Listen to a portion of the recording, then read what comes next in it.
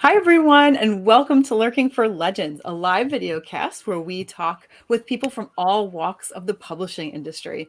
I'm Christy Stratus, historical fantasy and historical suspense author, and my awesome co-hosts are epic fantasy author Richard H. Stevens and science fiction author David M. Kelly. So, Lurking for Legends is an interactive broadcast, and we encourage viewers to chime in with questions for our guests or just comment on whatever you hear in the show. So tonight we're chatting with middle grade fantasy author and founder of the Writers' Happiness Movement, Lori Snyder. Welcome, Lori. Welcome, Thank Lori. you. Hi, Lori. Hi, everyone. Great to have you. Yeah, it's great to have you. So let's just start out with you telling us a little bit about yourself. Okay, well, as you say, I'm a writer. I write middle grade fantasy, and my debut just came out end of last year with HarperCollins called The Circus at the End of the Sea.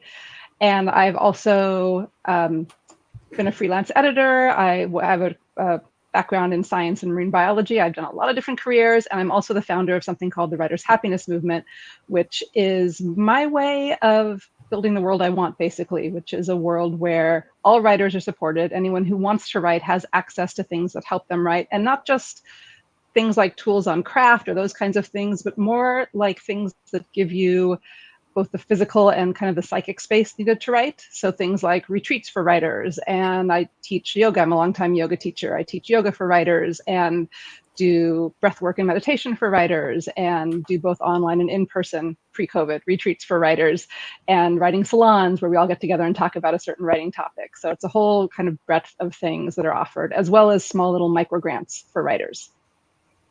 That's fantastic, and of course, that sounds ideal to any writer. I mean, who is going to, who isn't going to want to participate in something like that? Writers' Happiness Movement, having the availability for these kinds of things, it just sounds amazing. So, what inspired you to start that in the first place? So that's a really great question. So from 2015 on, I've been leading retreats for writers in person. And the retreats the tagline was distraction-free writing with a yoga chaser. And I came up with these retreats because I had always led a lot of different kinds of retreats, yoga retreats, or I taught school for a while. I taught science and language arts, and I did family camps during the summer where I just brought pretty much every friend I knew that taught something cool, all kinds of workshops during this family camp. And I had been to a ton of retreats, I'd been to a ton of conferences, and I also, for the last, I think 15, 18 years, have taught yoga at the Society for Children's Book Writers and Illustrators National Conference. So I realized as I was teaching the yoga at the conference that I really love teaching writers yoga, and I love bringing mindfulness and those kinds of traditions to writers, and those were my favorite yoga classes I taught all year. And I also realized that I'd been to so many classes and workshops and gone through so much school for writing. And I, like a lot of us, I had a full-time job and I have relationships, and I was trying to write in the evenings and weekends or whenever I had. And I thought, I don't really need another conference or class or a retreat where I learn more stuff. I need time. Like, time is the precious commodity that I need.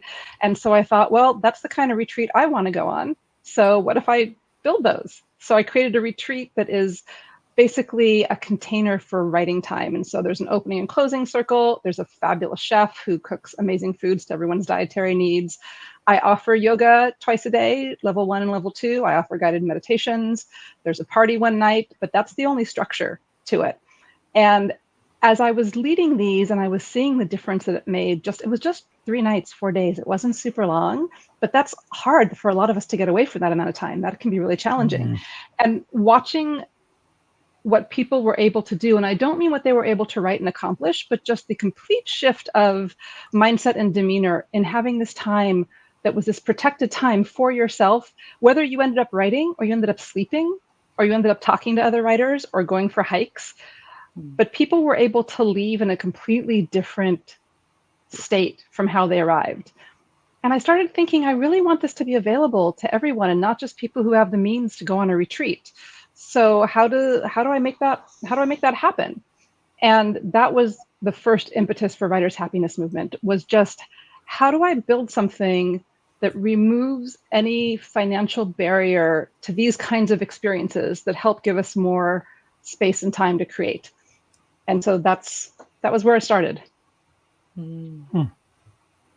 That's awesome. I'm just curious. You've really got my interest piqued right away.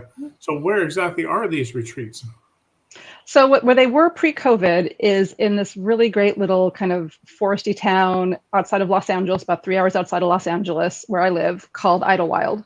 And Idlewild is this very kind of bizarre mix of people who want to live off the grid and just be completely not there. And they've also got these amazing science schools and performing arts schools and tons of artists who live there. So it's this real mix of kind of all different parts of the gamut of humans, basically. And it's alpine forest. It's not very populated. It gets crowded on the weekends. And so that's where they've been pre-COVID.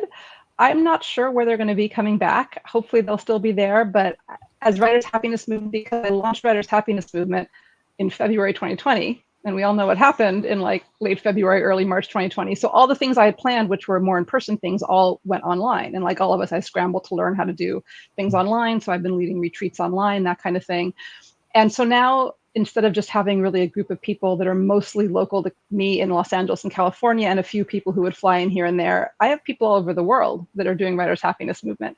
So I have a little bit more leeway with where I do these retreats, as opposed to when I started and I thought I just want to make it really easy for my local community, the people I already, am connected to. So it's a long answer to say I'm not really sure where they're going to end up. Hopefully, I'm hoping to start them up again next year. I haven't had them since the last one was in September of 2019.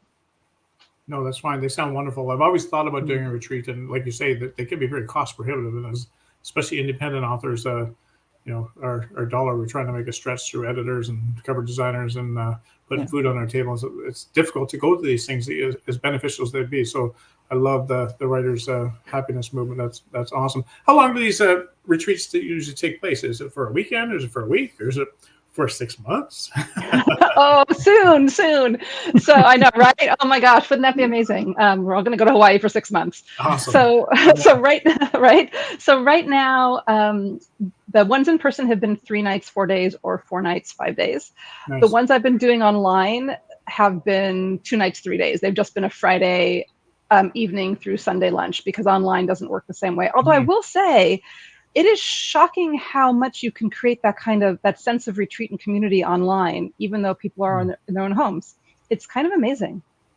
It's interesting. My first novel took me over 17 years to write because I was working at the same time. And the times that I made the most kind of progress throughout that time was when I was on vacation. And after I'd had about 3 days of decompression and de-stressing, I was able to write. And then as soon as we got to within about 2 or 3 days of the vacation finishing, it's like it all started building back up again, and it was like, yeah, it's gone, So it's kind of like, it's very interesting, like you say. I mean, we do need time to be able to actually do what it is that we want to and need to do in many cases. Yeah, I think one thing that's really interesting about any creative or innovative work is that in order to do it, we need what looks to the rest of the world like time off. Like we need a ton of it. And but we're not paid for that time off. It's not actually time off. It's time that our minds have to sort of settle into that creative work and get out of the everyday, oh, this is how life has to go in order to create what we're creating. But it's really challenging for most of us to get that time off. Most of us don't have, a way to do that on a regular basis. So that's part of it too for me, is how do we create this sort of psychic space, time off, whatever it is for people, especially when they're at home, especially when we're doing it online and we're not traveling somewhere else, because traveling somewhere else does help, I will say. Sure. Yeah. Different space, different environment. Yeah. With what you were saying, David, it's, you're reminding me so much. First of all, I totally get that. But second, you were reminding me of, I used to work in a corporation, and it was really, really fast paced in our department, very high stress, high pressure. And it was, I can't remember this person's position. He was above a director level, but I just can't remember the position. And he used to always say that it would take a week for him to really decompress totally and de-stress. And then he could enjoy himself. And for a week he would be ramping back up, or something like that. It was either 2 weeks to de-stress, or it was a week down and a week up. And it was just, I remember even my, director being, being very anxious about coming back when he would take time off, and like texting us and being like, how much work is there? Like, how many emails are waiting for me? This kind of stuff. So it's true. And it's so frustrating when I read like good advice, but difficult to follow, and I can't remember who said this. It's a famous author, but I just can't remember which one. She had said, make sure to always protect your writing time. You have to, like, you just have to always protect it. And sometimes that's just not doable. It's literally impossible. There just isn't a way. So, this whole idea of the writer's happiness movement and forcing that time in and everything is like, it really appeals for sure, especially to everyone who's been in that kind of high stress situation. Yeah. And there's, and apropos to what you're both saying, there's this sense that when we do have even a little time to write, we better be at the computer getting words out. Like, we better be there turning words out, because our time is so precious. And it's really easy to forget or just disregard that sometimes that doesn't happen. And that doesn't mean that suddenly we're a terrible writer, we're a failure, we're never going to be able to do it again. It just means that we haven't allowed ourselves that sort of, a friend of mine calls it psychic space, and I keep coming back to this, a writer friend of mine. I think it's a really nice way to think of it.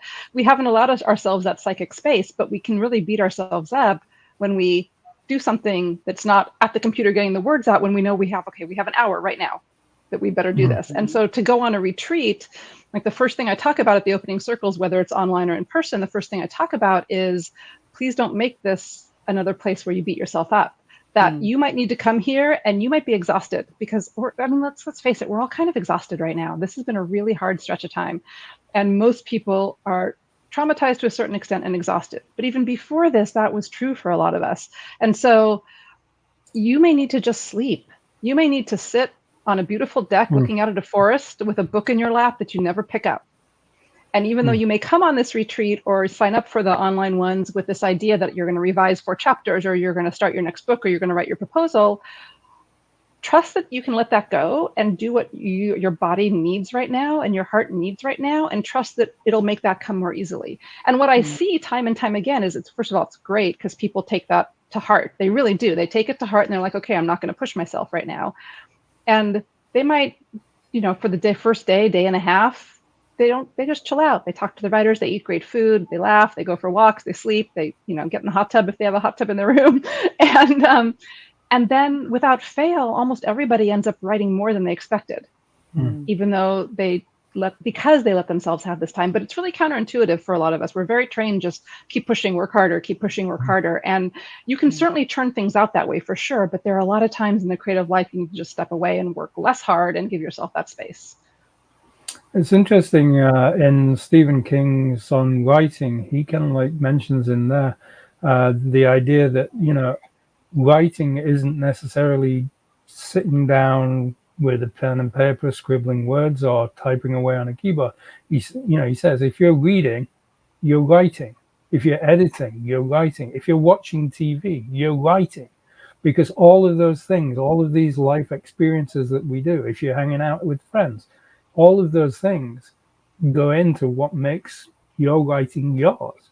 And so those things are actually vital. You can't shortcut them and say, well, I'm not going to do that because it's not productive, So it's kind of like interesting that, we're kind of like all talking about similar things.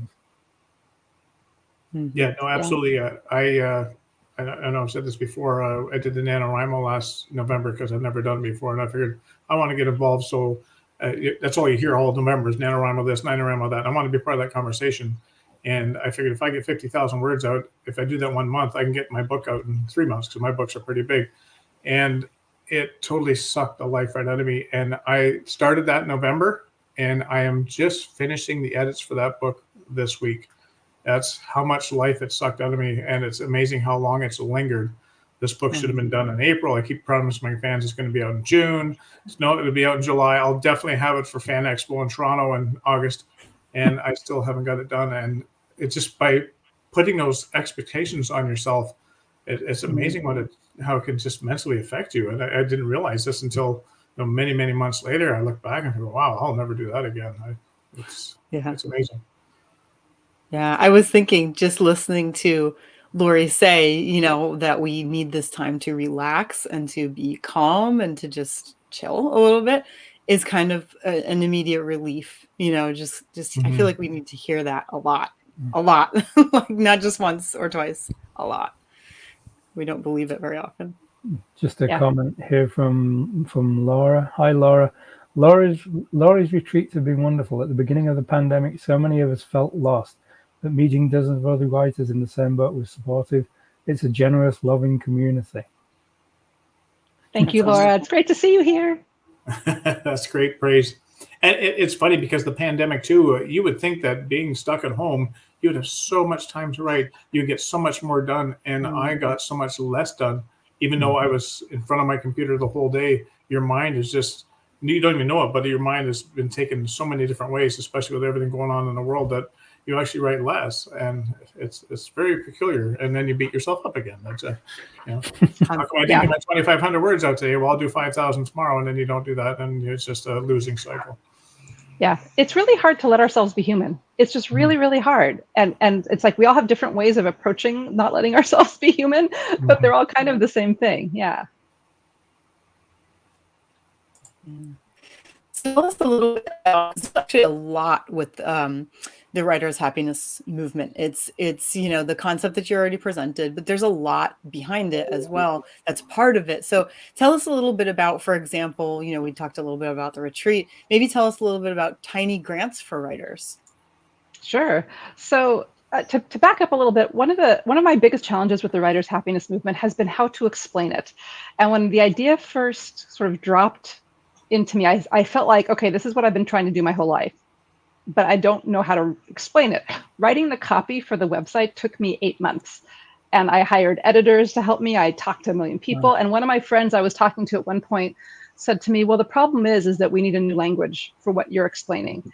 And what's really great is as more and more people are sort of reimagining systems and the world, that language is happening now. That language is happening much more than it was even happening in 2019 when I wrote the copy for the website.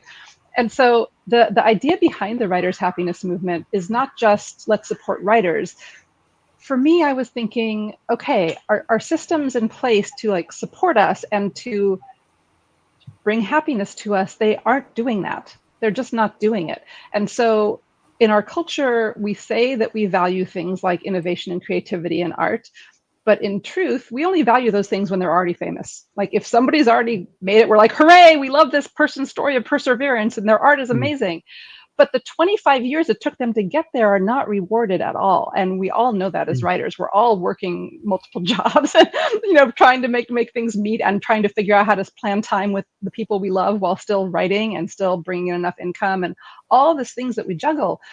And in addition, there's still, even with some of the best systems we have in place, there's still this sense of scarcity, and there's still this sense of competition, and there's still this sense of it really depends on money. Like if we have the money, then this can happen. If we don't have the money, this can't happen.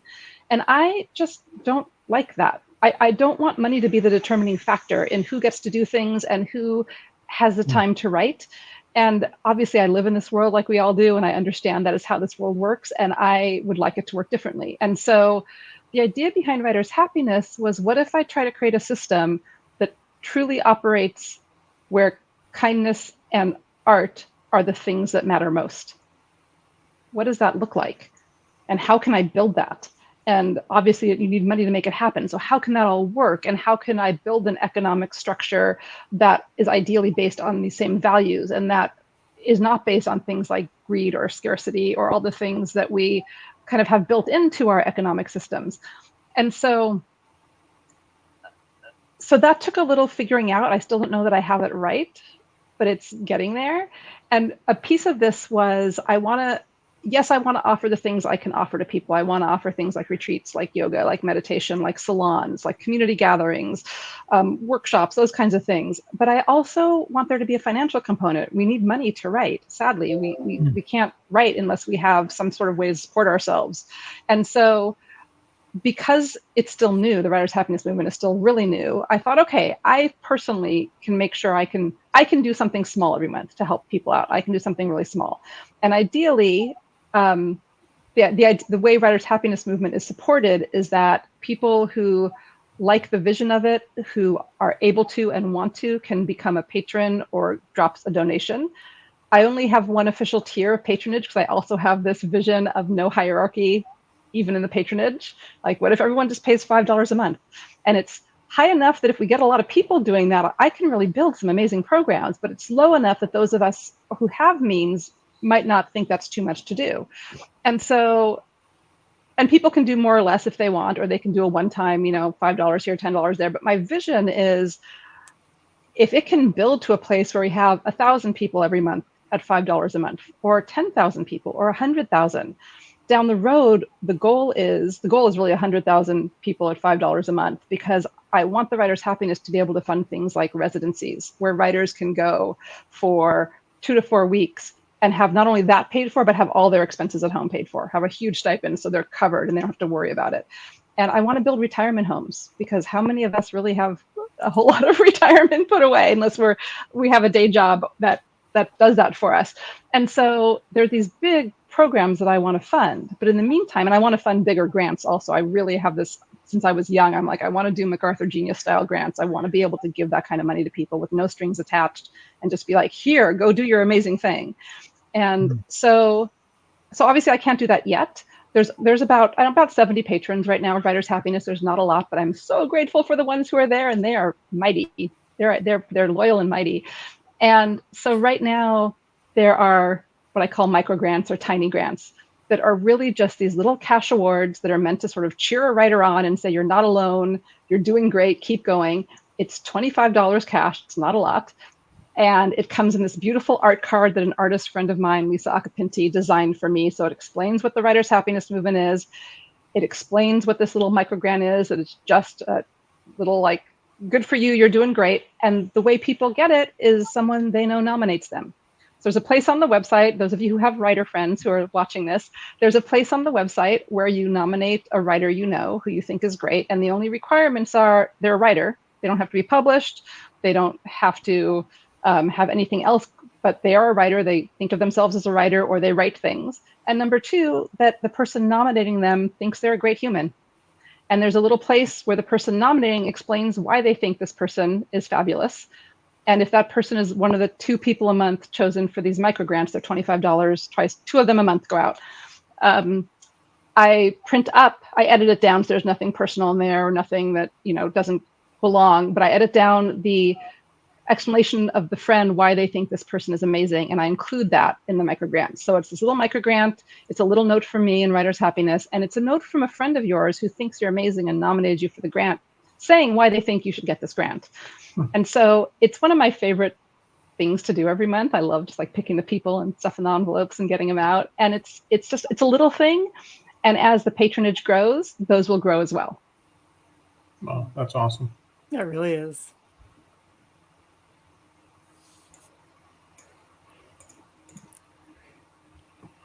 So, I know that on your website you also have yoga for writers. Now, I know there's I think what's on your website, I'm not sure if it's like 2 examples of yoga for writers, but I have to say this is not something I really thought about. I've thought about meditation for writers. I haven't seen it in a whole lot of places, like specifically for writers. It's always like creativity in general, which is fine. But for writers, wow, and then to think yoga for writers, that is really cool. So is that like something that you came up with, or what is it exactly?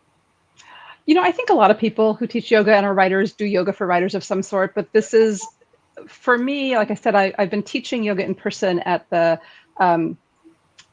Society for Children's Book Writers and Illustrators Conference for like 18 years. And I've been teaching yoga for almost 20 now.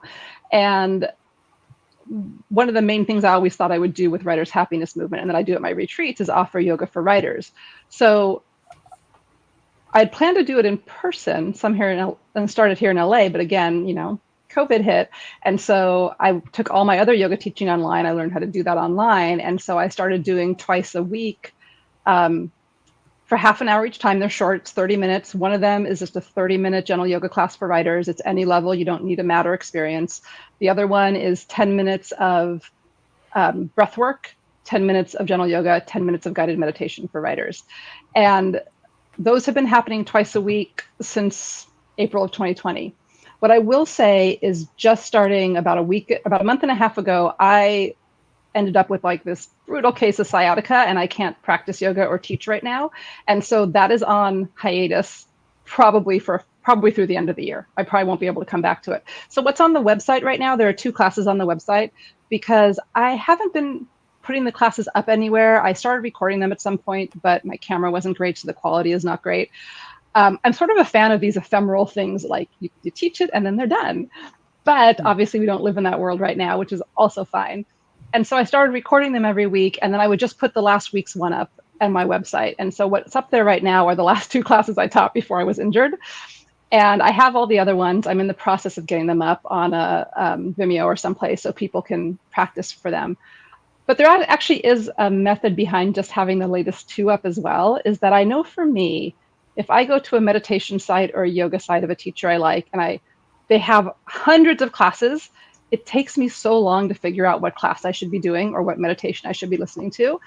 And that always felt honestly a little stressful because it's one more decision to make in a land where I personally, like I own my own businesses, I make way too many decisions every day and I have decision fatigue, and I kind of want someone to say, here's your class, and I just do it. And so I thought, you know what, I'm just going to take that decision piece out of it, and I'm just going to put up, here's your class. It's up for a week, and then I replace it with the next class. And I really love something about that. There's something really clean and sweet and just easy about being like, well, here's this week's class, and then there's a new one next week. So that's just a long way to say that the ones that are up there are my most recent 2. If anybody goes to check them out, I apologize. My camera is not great. It's a little blurry, but you should still be able to see me okay. And when I come back to things, or sometime in between now and then, I'll get all the other ones up somewhere. So people who want all the previous ones, there's quite a few of them now. It's interesting about, yoga because, as writers, we tend to be quite static individuals. Yeah. And, obviously that can be kind of like physically quite debilitating in the long run. And like, for instance, my wife, she's always trying to get me into doing yoga, but I have a problem with my foot, which means that a lot of yoga I can't kind of like really do. And she actually found a couple of videos on something called chair yoga, where you actually do yoga mostly kind of like sat in a chair and using the chair for support. And they're relatively quick, about 20 minutes, but it does at least get you kind of like moving and breathing and so on. And that's actually been like, quite good. It's like, and even with my kind of like personal kind of like challenges with regards to, as I said, my foot, it's like I could still at least achieve it, and some of it still hurts in actual fact. But it's amazing that there are these resources available to you. So I mean, you don't have to just be, this kind of like writer hunched over a keyboard and like not doing anything. It's like, you need to look after yourself just as much as you need to look after your business as a writer. Yeah, absolutely. And thanks, Catherine, for that little comment there that popped up. Chair yoga is fantastic, and it's great for writers because if you're doing the thing where you're, thanks, Laura, see you later. If you're doing the thing where you're like, you're going to write for a little bit and then you're going to take a break, or the Pomodoro method or anything like that some people do, you can just stay in your chair and you can do things. Because, Christy, to your question, yoga for writers is really like a lot of shoulder opening and a lot of hip opening and a lot of like back things that counteract the kind of computer hunch that we get into, and just neck things because we're really focused straight ahead on things, and it's that, and then I weave in things about being a writer, and there are things specific to writers who, like some of the things we've talked about already in the show, and the ways that our minds may work, or the ways that our particular body stiffness happens, and so I sometimes weave a lot of that stuff through also. So I think that's awesome. I just so how can someone actually get involved in the writers movement? Obviously, you can go to the writers movement link on your website and sign up. What else do they need to do, or is that it? And we just go from there.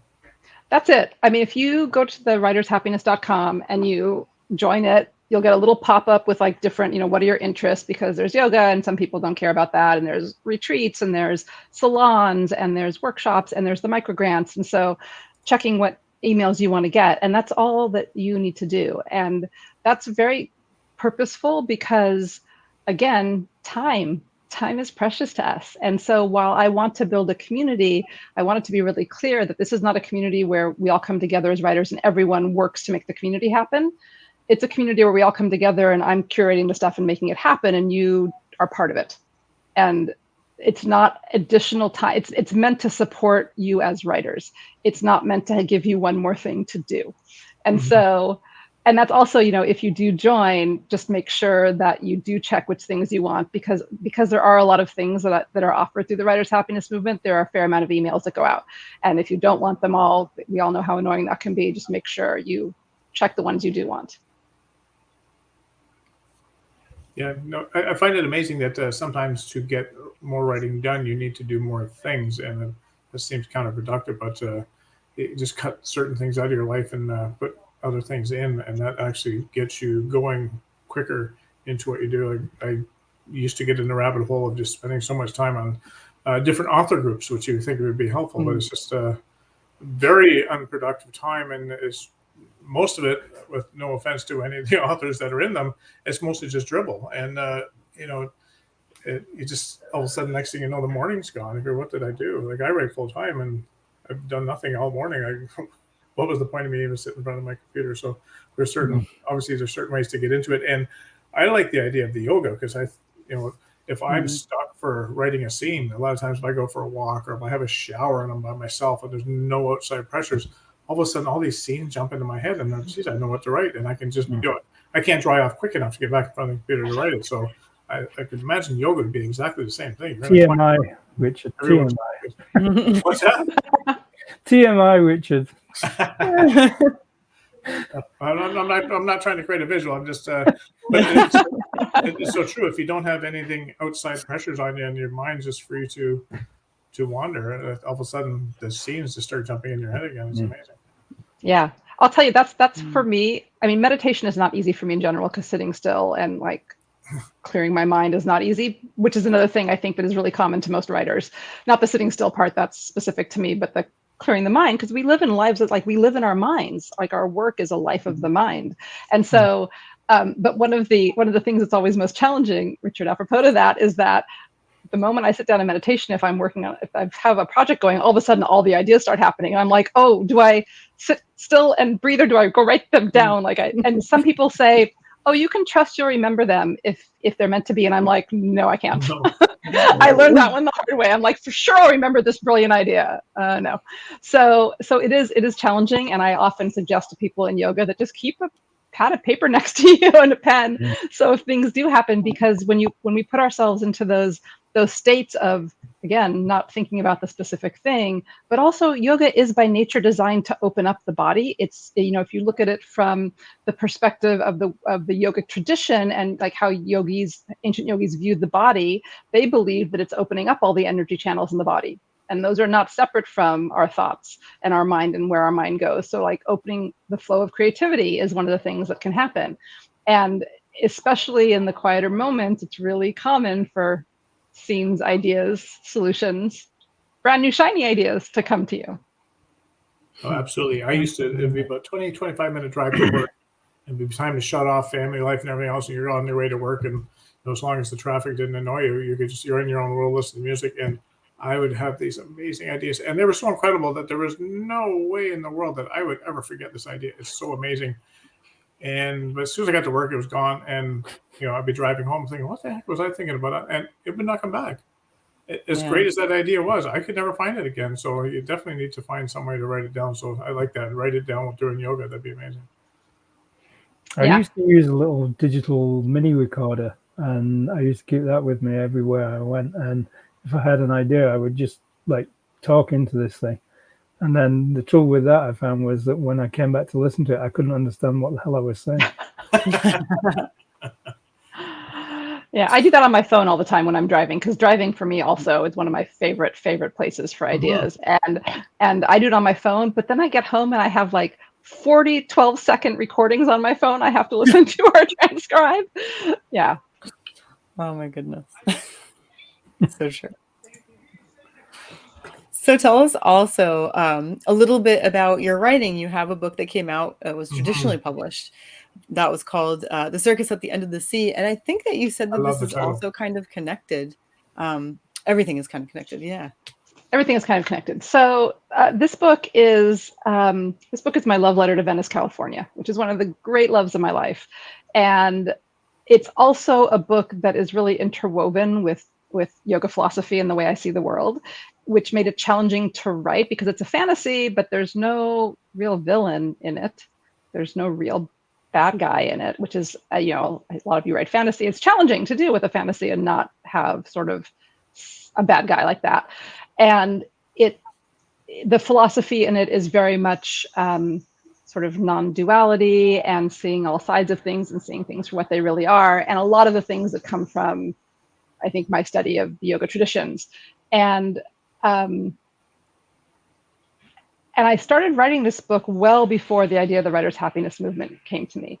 But one of the things, I've always been really fascinated with happiness science and happiness study, which is a relatively new field. But before that, there was, you know, study of the brain and neuroscience and those kinds of things that I also think are really fascinating. And as I was writing this book, the first thing I had written, this is not my first book I wrote. I always wanted to go the traditionally published route, partly because I write for kids, and it's much harder to get books out through those gatekeepers if you're not traditionally published than it is if you're self-published. But I knew that was the route for me that I wanted to go, and this is not my first book that I tried with. This is about my third book that I tried with. And when I started writing this one, I have my whole, you know, long, giant rolls of rejections. I thought, you know what, I'm just not going to write anything that doesn't delight me. This book is going to be about delight. For me, for the reader, it's going to be about delight. That's how I see Venice. I find it incredibly delightful. And in writing a book that way, it was really fun because if I started like go off into a scene, I'm like, yeah, this isn't delightful to me. It was gone. And it was a really specific goal. It wasn't just, does it make sense for the book? Is it fun to write? Am I enjoying it? It was like delight. It was very specific. And that's a different thing than just enjoying or smart or make sense. And so I really noticed in writing this book how much better I tend to write when I'm in a certain state of mind. And that state of mind for me is connected to myself, whatever that means. It's like when I'm really connected to myself and who I most truly am in that moment, I write much better than if I'm trying to do something that I'm not feeling at the moment, which is different from waiting for inspiration to strike for me. It's that sense of like dropping deeply into who you are and what you're trying to say in the thing you're writing, because every book, every story is different and requires a different piece of you to come through it. And so I really noticed how much this impacted my writing and how much more like me my writing was. And I knew as I was writing this book that this was the book that would get picked up. I will say it took 3 years to sell, so it was not a fast thing. but I knew as I was writing it, I'm like, this is the one that is that I can. Number one, I've practiced enough with the craft that I can write the book I want to write. But number two, it's connected enough to me, and I know that it's flowing right. And so that was kind of the beginning of me looking at, what do I need to be creative, and what does it mean to me to drop into those spaces, and what can I offer that will help other writers do that? And not just writers who are able to afford to go away and treat themselves to things like a retreat, but a writer who is in a part of the country where they don't have access to anything like this, or they don't have any writer friends. Like how can I start bringing that out in a way that helps other people? I'm curious, so what came first? Was it the yoga or the writing? And did one spur the other on? So the writing came first. I wasn't someone who always knew I wanted to be a writer. I didn't think about, I always wrote, and I started a million novels when I was young and in school, and I have like, you know, the books that I hand bound when I was in elementary school, but it never occurred to me. I of course wrote poetry because, you know, what teen doesn't write poetry, but it never occurred to me to be a writer.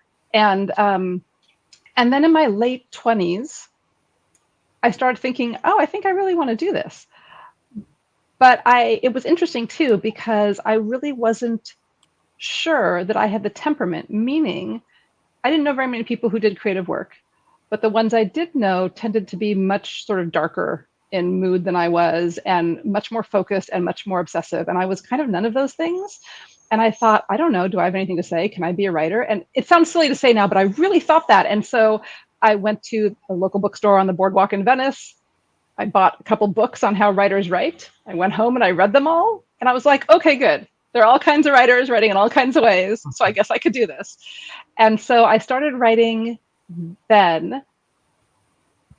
I had been practicing yoga through this whole time, but I was really a dancer. And I was in LA in the 90s. I was a dancer. I mean, not professionally. I did do some stuff, but mainly not professionally. And all my dance friends, because yoga got really big here before it got big anywhere else, really, all my dance friends were like, oh, you have to try yoga. Yoga's so great. And I thought, that's like sitting still. Why would I do that? That sounds terrible. And for 2 years, everyone was like, oh, Laura, you have to try yoga. And I was like, no, thank you. And I don't even know what shifted in me, but one day I thought, I think that would be good for me. I should learn how to sit still. That would be really helpful. And so I started going to yoga classes. Actually, now that I think about it, it's pretty similar in time frame. I probably started going to yoga in my early 20s, realistically, and I started writing seriously in my late 20s, but I was still writing through that time. I don't know how to answer that question clearly. All intertwined. No, that's fine. It sounds like one did actually benefit the other. Yeah. Absolutely. Oh, that's awesome. I don't think I could have written with any kind of commitment. I'm very, very like kinetic. I move, like just physically, I like to move. And I don't think I could sit still enough to write at a computer or even in a paper if I didn't also have something really physical I was doing. So I think they did it very much in that way, play into each other. Absolutely. So yoga grounds you and then you can write. So thank you for coming on. And before we let you go, what's next with Laurie Snyder? Is there a sequel to The End of the Sea there, or what's happening? So there's not a sequel, but there is a second book coming out with HarperCollins that I'm in revisions for right now. That is not coming out till 2024. It is another middle grade fantasy, and the working title is The Time Garden, but I have since learned that belonged to another book, very famous book in the 50s. I'm not sure if we're going to use it or not, but I'm working on that. And then in terms of Writer's Happiness Movement, partly because of the injury I have and not being able to do the yoga or sit very long, I'm just back to being able to sit and do these kinds of things. The Writer's Happiness Movement, just so people know, is actually on sabbatical right now, and it will be coming back, as soon as I'm able to come back, which will realistically be a couple months. So if you do sign up, you'll get an email with all the info, but you'll also get a note saying, hey, we're on sabbatical right now, but we'll be back as soon as we're back. And I know Christy's got the banner scrolling at the bottom of our screen there, but where else can we find your books? So the Circus at the End of the Sea is any place you buy books. It's wherever you go in. If you have a local independent bookstore, I'm always a fan of that. So that's my favorite. And if they don't have it, you can request it, and that's great for me. And anywhere else you buy books online, bookshop.org is a great place. There's links on my website to other places you can buy it as well. Awesome. Well, thank you again for sharing your story with us, especially with the Writer's Happiness Movement. That sounds like a great movement that I think I might sign up for and look forward to when you come off your sabbatical. I think that would be great. It's always nice to hang around with like-minded authors because, the rest of the world just doesn't get us. So it's nice. Yeah, absolutely. So before we leave, Christy, what's new with you? Oh, it's the same thing that's always new with me. So there's a new episode of Corrupted Magic up on Kindle Vella. So I think we're up to episode 6 now. Thank you. Wow. Keeping up, yeah. So I've been able to keep up with an episode a week. And the latest one is up. It's on my Patreon, and it is also on Kindle Vella. So you can check it out either way. It is gaining some steam now, so that's always exciting. And I'm working on just the next episodes. I think I'm up to writing episode 12 at the moment, so staying ahead of it. So that's really what I work on mostly with my writing at the moment. A lot of my creativity goes there and to the research it takes to write it. So yeah, that is what's up. How about with you, David? As I mentioned offline, I've been a little bit in a bad place the last kind of week, but I'm still writing, and I'm currently sitting on 17,000 words in the second of the Hyperia Jones books. Oh, nice. So still motoring along. It's just other things bothering me. So it happens. What about you, Richard? No, that's great. like I said offline as well, as I'm struggling to get Windwalker finally edited. I've just been having so many things going on outside of the actual writing. So I was at the Fan Expo as a guest author, Fan Expo in Toronto this last weekend. It was a 4-day event, but it actually took us 5 days, so we had to set up the day before, and it's just chewing into my editing time. And so what did I do while we were in Toronto? We had this weekend coming up off. I saw something, a medieval fair, about 2.5 hours away from us this long weekend. I thought, oh, we should sign up for that. So that's what we're going to be doing. We're going to be leaving like 5 o'clock on Friday morning to get through Toronto. We'll be up in Hastings, which is, if anyone's from Ontario, Canada, it's up around Peterborough, and it looks like an amazing medieval fair. So I generally rock medieval fairs because that's my genre, that's my crowd. So I'm looking forward to meeting all the people and selling and signing a few books. But so Windwalker should be done editing this week, I hope. Maybe not.